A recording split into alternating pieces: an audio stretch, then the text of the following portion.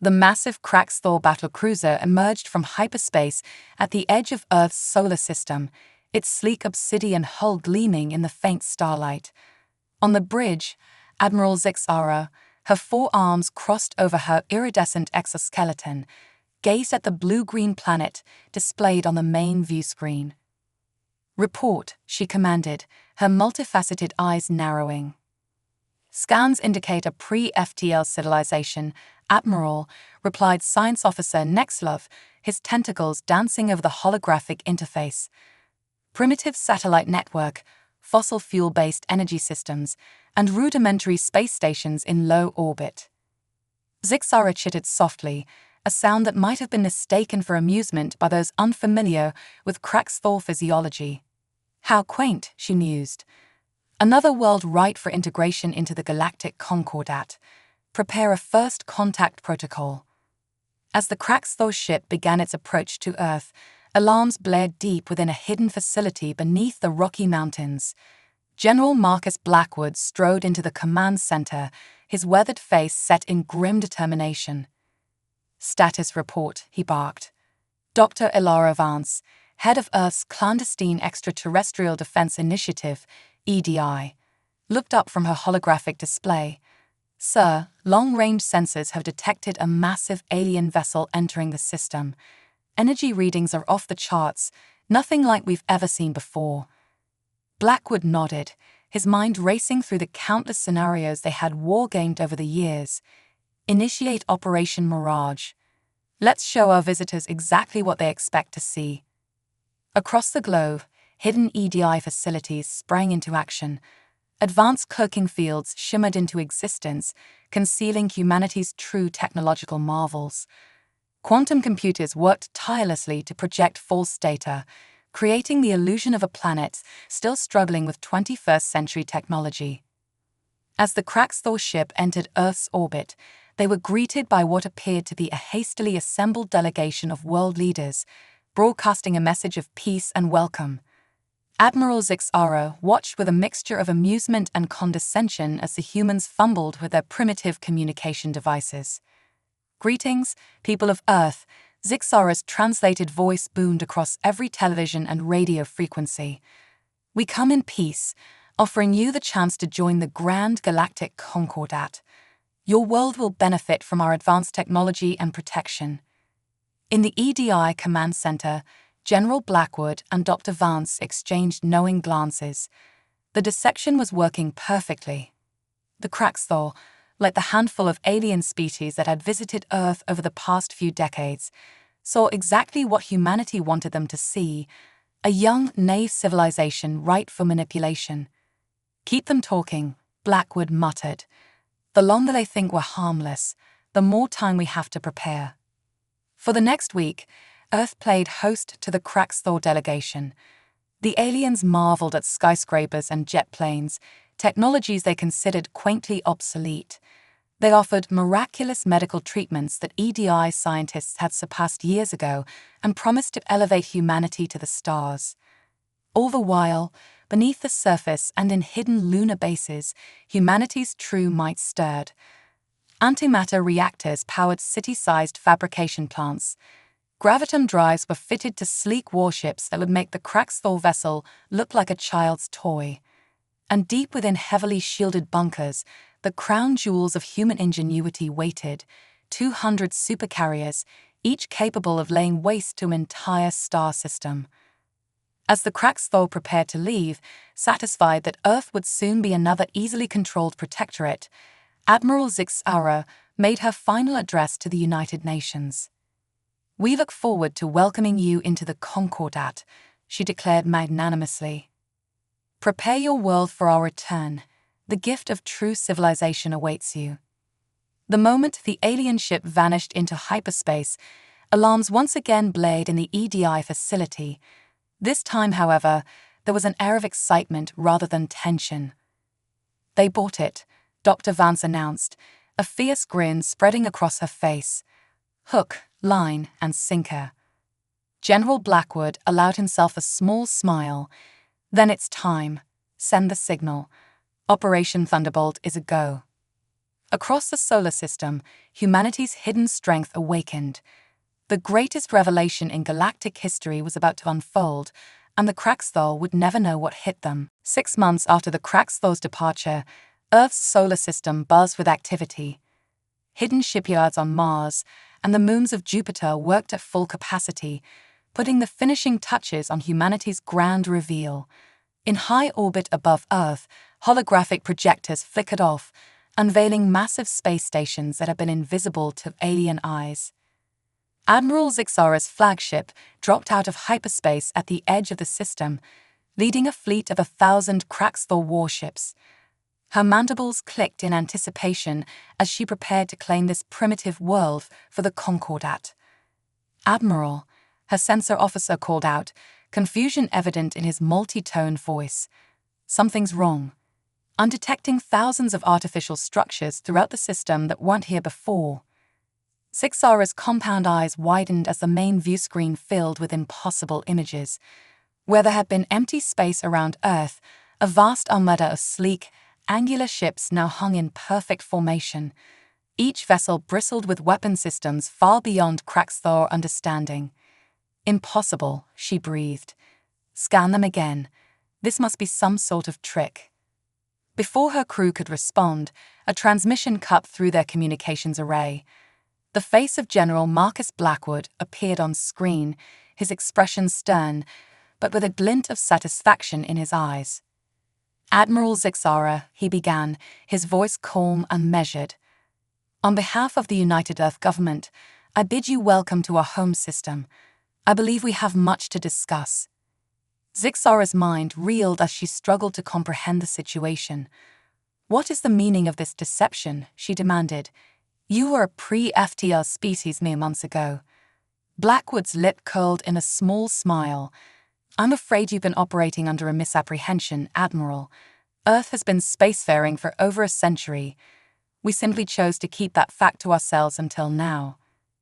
As if to emphasize his point, a massive ship decloaked directly in front of the Kraxthal fleet. It dwarfed even Zixara's flagship, its hull gleaming with an alloy unknown to Concordat science. "Allow me to introduce you to the UES Prometheus," Blackwood continued. "The first of our Titan-class supercarriers. We have 200 more just like her, waiting to be unveiled." In the EDI command center on Earth, Dr. Ilara Vance watched the exchange with a mixture of pride and anxiety. Decades of preparation had led to this moment. Humanity was finally ready to claim its place among the stars, but the reaction of the Galactic Concordat remained uncertain. "General," she said, turning to Blackwood's holographic projection, "the quantum entanglement network is online. We're receiving signals from our deep cover agents throughout Concordat space. They're ready to move on your order." Blackwood nodded gravely. "Let's hope it doesn't come to that. We want to join the galactic community, not conquer it." Back on the Kraxthal flagship, Admiral Zixara's initial shock was giving way to anger. "You dare to mock the Concordat with this charade?" she hissed. "Our empire spans 1,000 worlds. We will not be intimidated by parlor tricks and hollow threats." As she spoke, more ships began to appear throughout the solar system. Massive mining operations around the gas giants shimmered into view. A Dyson swarm around Mercury pulsed with enough energy to power a dozen worlds. "This is no trick, Admiral," Blackwood replied, his voice taking on a steely edge. "Humanity has chosen this moment to reveal itself to the galaxy. We hoped for a peaceful exchange of ideas and culture, but make no mistake, we are prepared to defend ourselves if necessary." Zixara's crew looked to her uncertainly. The situation was unprecedented in Concordat history. Never had a supposedly primitive world unveiled such advanced technology in so short a time. "The Empress must be informed," Zixara finally declared. "You will power down your weapons and submit to Concordat authority until we receive further instructions." Blackwood's expression remained impassive. "I'm afraid that won't be possible, Admiral. Earth is not and will not be subject to Concordat authority. We are willing to negotiate as equals, but we will not surrender our sovereignty." As the two fleets faced each other in tense silence, the fate of Earth, and perhaps the entire galaxy, hung in the balance. The great deception had been revealed, but the true test of humanity's place among the stars was just beginning. In hidden bases across Concordat space, human agents prepared to enact contingency plans decades in the making. The next move would determine whether Earth's revelation would lead to peaceful cooperation or ignite a war that would reshape the cosmos. The tense standoff between the human and Kraxthor fleets stretched into hours. On Earth, governments worldwide held emergency sessions, and citizens watched the skies with a mixture of fear and excitement. The truth of humanity's technological advancement was spreading rapidly, ending decades of secrecy. Aboard the UES Prometheus, Captain Arias Sato stood on the bridge, her dark eyes fixed on the holographic display of the Kraxthor Armada. "Status report," she commanded. "All systems nominal," Captain, her XO, Commander Dylan Chen, reported. "Quantum shields are at full power, and the gravitic lance is primed. We can engage at a moment's notice."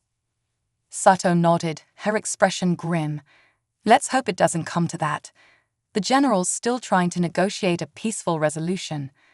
In the depths of Kraxthor space, word of Earth's revelation spread like wildfire. Empress Salvora, supreme ruler of the Galactic Concordat, raged in her crystalline palace on the capital world of Thoraxis Prime. "Impossible," she screeched, her bioluminescent scales flashing angry patterns of red and orange. "No species could have hidden such advancement from us. This must be some sort of trick, a desperate ploy by primitive beings." High Counselor Zintak, his exoskeleton quivering slightly in the face of the Empress's wrath, cleared his throat. "Your Radiance, the reports from Admiral Zixara are quite clear. The humans have unveiled technology that rivals, perhaps even surpasses, our own. Their deception appears to have been long-standing and masterfully executed." Salvora's multifaceted eyes narrowed dangerously. "Then they have made a grave mistake in revealing themselves now. No one deceives the Concordat and lies to boast of it. Prepare the Grand Armada. We will crush these upstart humans and take their technology for ourselves." As the Empress's orders echoed through subspace, the confrontation in Earth's solar system reached a critical point. Admiral Zixara, acting on new directives from Thoraxis Prime, opened a channel to the human fleet. "General Blackwood," she began, her voice dripping with barely contained fury, "the Galactic Concordat has considered your revelation. Your deception and refusal to submit to our authority leave us no choice. Surrender your technology and homeworld immediately, or face annihilation." In the EDI command center, Blackwood exchanged a grim look with Dr. Vance. "So much for diplomacy," he muttered before addressing the Kraxthor Admiral. "Admiral Zixara, we had hoped for a peaceful exchange. But if the Concordat insists on threats, you'll find that humanity is more than capable of defending itself.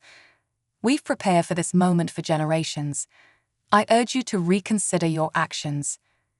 Zixara's mandibles clicked in agitation. "You have one planetary rotation to comply, humans. After that, we will take by force what you refuse to give willingly." As the transmission cut off, alarms blared throughout Earth's defense network. Dr. Vance's hands flew over her holographic interface. "General, we're detecting massive hyperspace signatures approaching from all vectors. It's the Concordat's Grand Armada. Thousands of ships, far more than we anticipated." Blackwood's jaw clenched. "They're not wasting any time. Initiate Operation Starfall and send word to our deep cover agents. It's time to show the Concordat just how deeply we've infiltrated their society." Across the galaxy, human operatives who had spent decades integrating themselves into Concordat worlds sprang into action. On key military installations, saboteurs disabled weapon systems and shield generators. In government centers, carefully planted officials began spreading confusion and misinformation. Back in Earth's solar system, humanity's hidden strength continued to reveal itself. The moon shimmered and vanished, replaced by a massive battle station that dwarfed even the largest Concordat vessels. Swarms of automated defense platforms emerged from the asteroid belt, their weapon systems charging. Captain Saito's voice crackled over the secure quantum network. "General, the Prometheus and her sister ships are in position. We're ready to execute the Thermopylae Gambit on your command."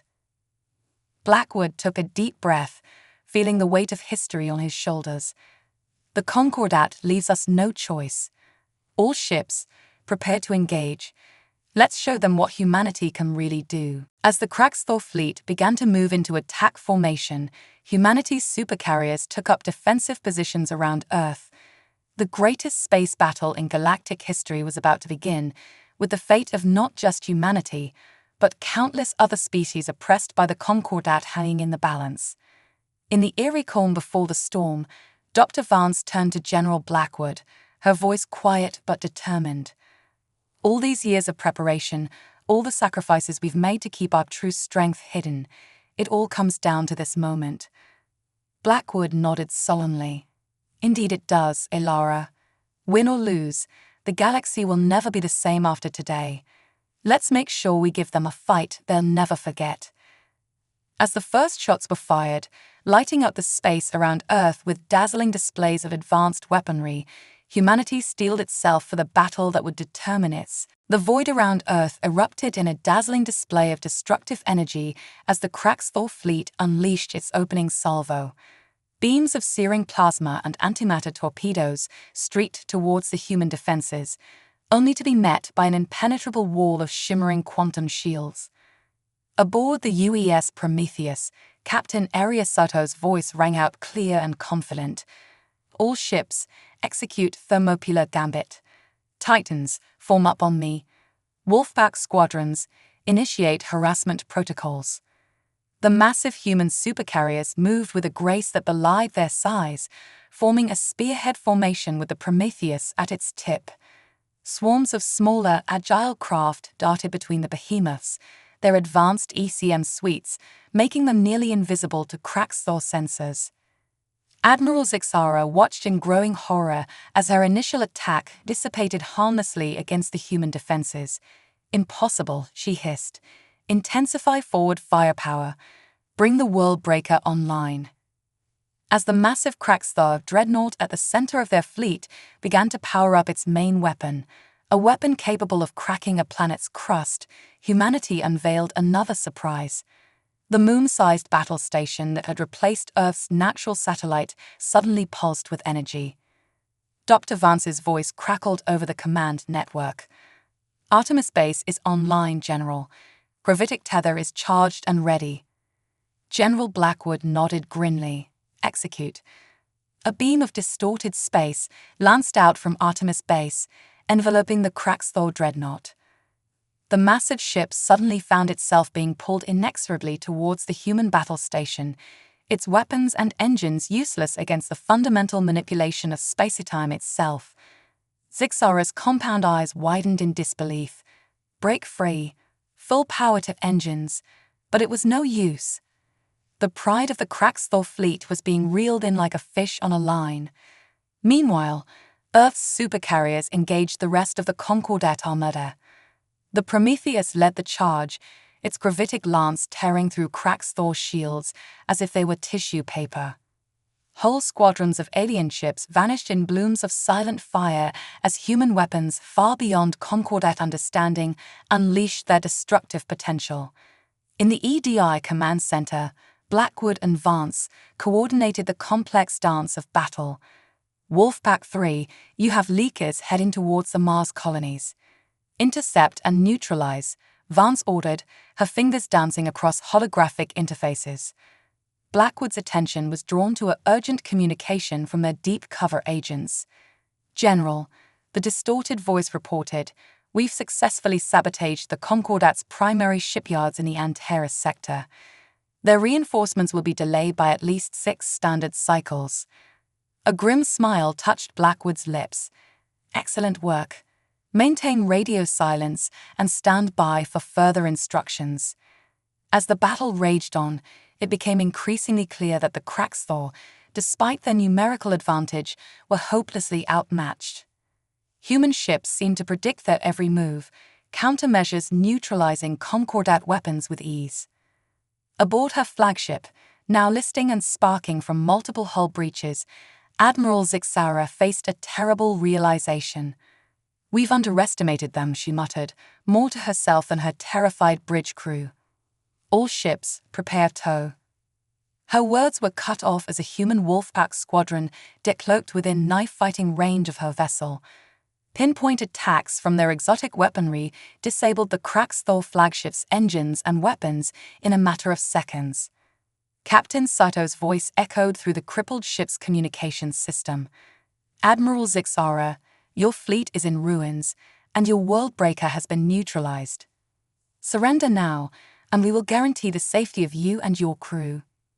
As Zixara struggled with the greatest defeat in Concordat history, the battle's tide turned decisively in humanity's favor.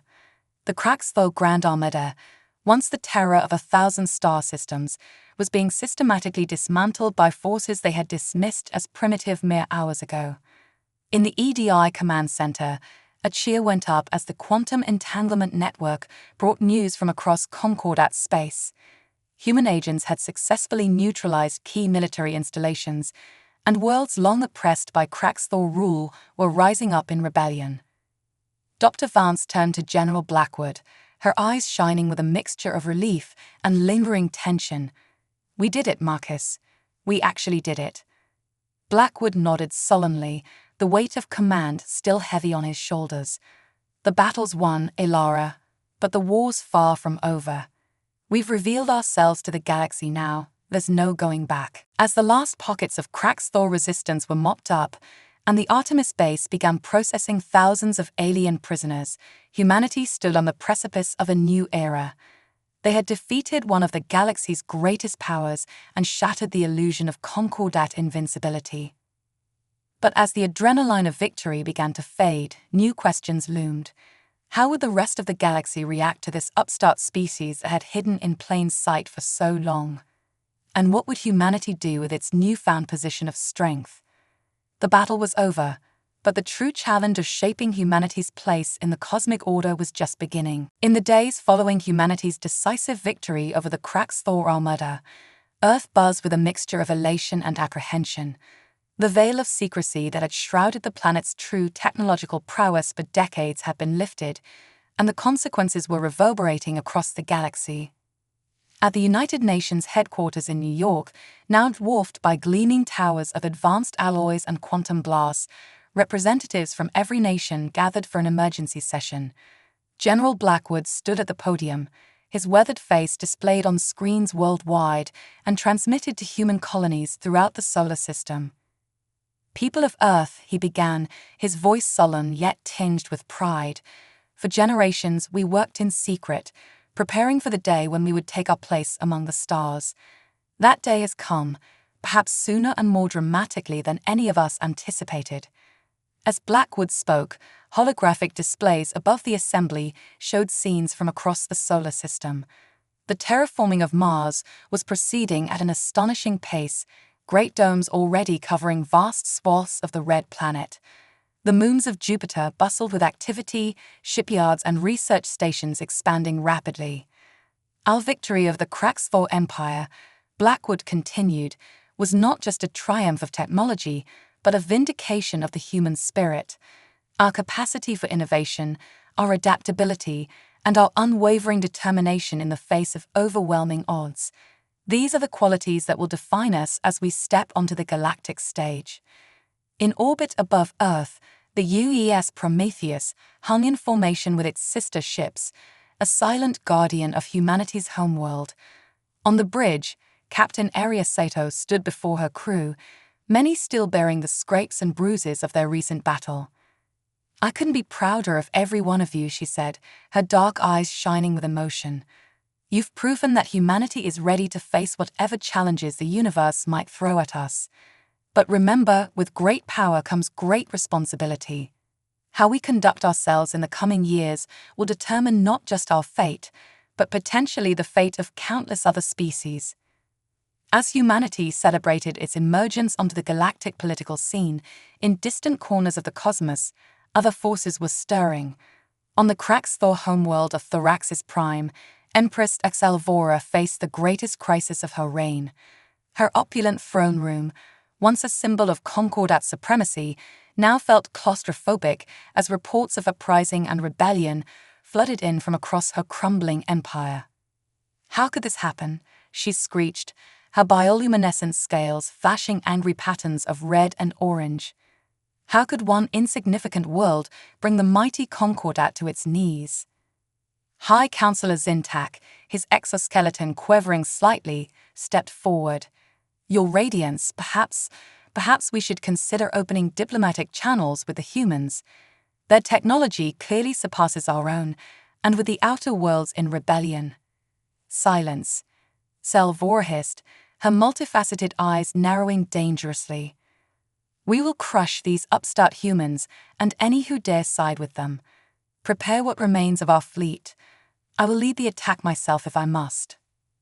But even as the Empress raged, her empire continued to unravel. Across Concordat space, long-oppressed species seized the opportunity presented by the Kraxthor defeat.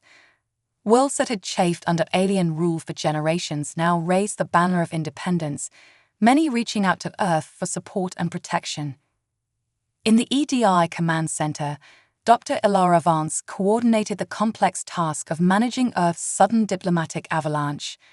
"General," she called out, her voice strained from hours of non-stop work, "we're receiving transmissions from at least 50 formerly Concordat worlds. They're requesting everything from military aid to technological assistance to formal alliances."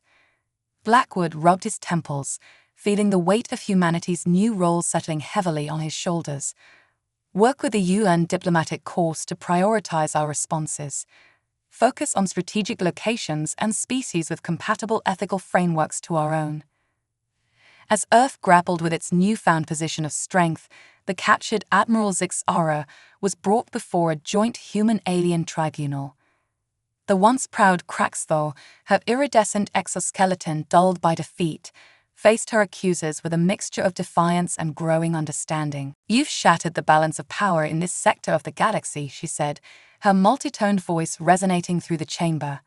"Do you truly understand the consequences of your actions?" Captain Saito, representing Earth's military in the proceedings, stepped forward.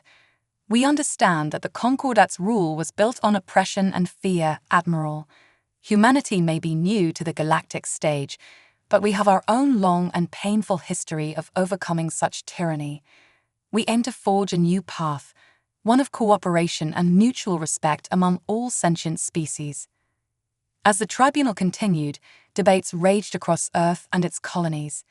What role should humanity play in reshaping the galactic political landscape?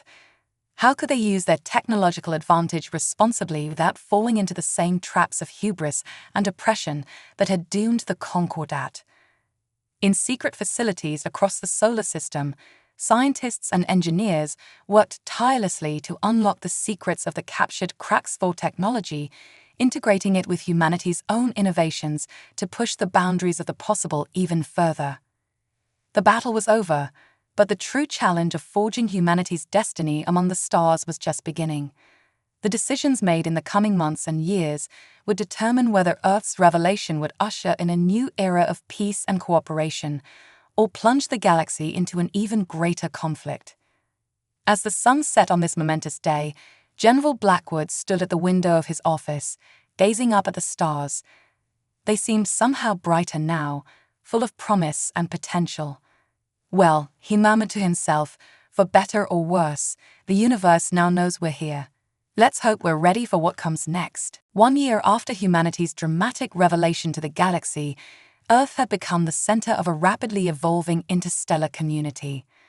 The Sol system bustled with activity as ships from dozens of alien species, former Concordat members, and newly discovered civilizations alike came to trade, negotiate, and marvel at the world that had hidden in plain sight for so long. On the terraformed surface of Mars, now host to sprawling cities protected by shimmering atmospheric domes, The first Galactic Cooperation Summit was about to begin. Representatives from over 100 worlds gathered in the Grand Assembly Hall, a masterpiece of human engineering and alien architectural influences. Dr. Ilara Vance, now serving as Earth's ambassador to the fledgling Galactic Coalition, stood at the podium. Her eyes swept across the diverse array of beings before her, some humanoid, others defying easy description, but all united in their hope for a more stable and just cosmic order. Esteemed delegates, she began, her voice carrying clearly through the universal translators. A year ago, many of you had never heard of Earth. Some of you feared us, others sought to conquer us. Today we gather as equals, united in our desire to forge a better future for all sentient life. As Vance spoke, holographic displays showed the progress made in the past year. Former Concordat worlds, liberated from Kraxthor oppression, were rebuilding with human assistance. Joint scientific ventures pushed the boundaries of knowledge, combining the unique perspectives and technologies of multiple species. We've made incredible strides, Vance continued, but significant challenges remain. The power vacuum left by the Concordat's fall has led to conflict in several sectors. Piracy and opportunistic warlords threaten the stability we're working to build. In orbit above Mars, the UES Prometheus, now the flagship of Earth's peacekeeping fleet, maintained a watchful presence. On the bridge, Captain Aria Sato reviewed mission reports from human ships deployed across former Concordat space. Another raids on the Lyran colony successfully repelled, Captain, her XO, Commander Chen, reported. The Kraxthor remnants are getting desperate. Sato nodded grimly. They're not the only ones. Have we received any word from the Zeta Reticuli expedition?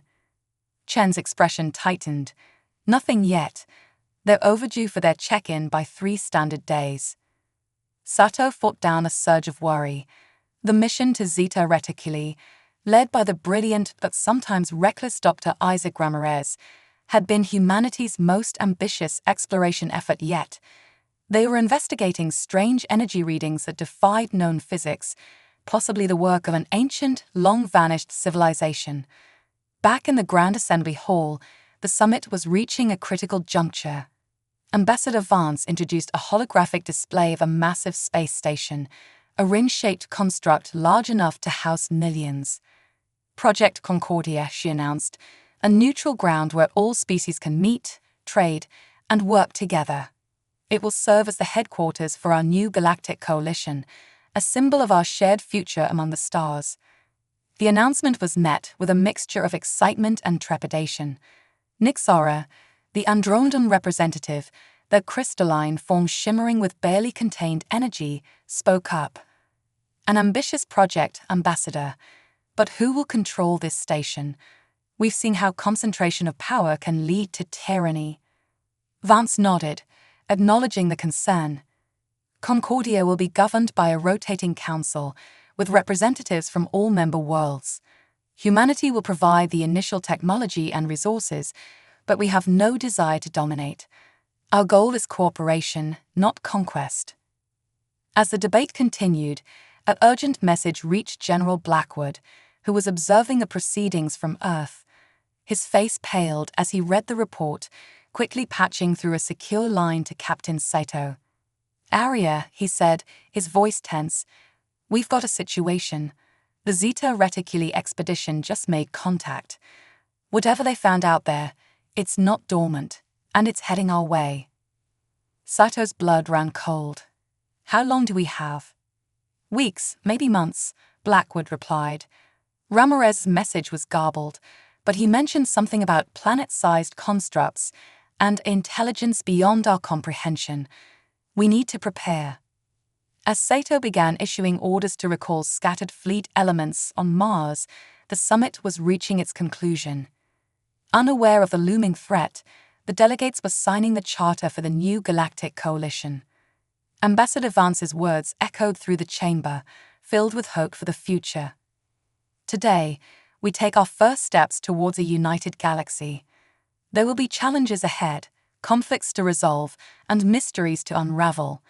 But together, I believe there's nothing we cannot achieve. The chamber erupted in applause, a cacophony of sounds from 100 different species. As the celebration began, Vance felt her communicator vibrate with an urgent message from Earth. Reading it, she felt a chill run down her spine. Humanity had revealed itself to the galaxy and taken its place among the stars. They had overthrown one empire and helped forge a new alliance of free worlds. But now, it seemed, they faced a challenge greater than anything they had encountered before. An ancient power was stirring, one that might test not just humanity, but all sentient life in the galaxy. As the delegates celebrated their new coalition, blissfully unaware of the approaching storm, Earth's leaders prepared for the greatest trial in human history. The next chapter in humanity's cosmic adventure was about to begin, and the stakes had never been higher. The universe, it seemed, had many more surprises in store for the upstart species that had hidden in plain sight for so long. Humanity's true test among the stars was just beginning.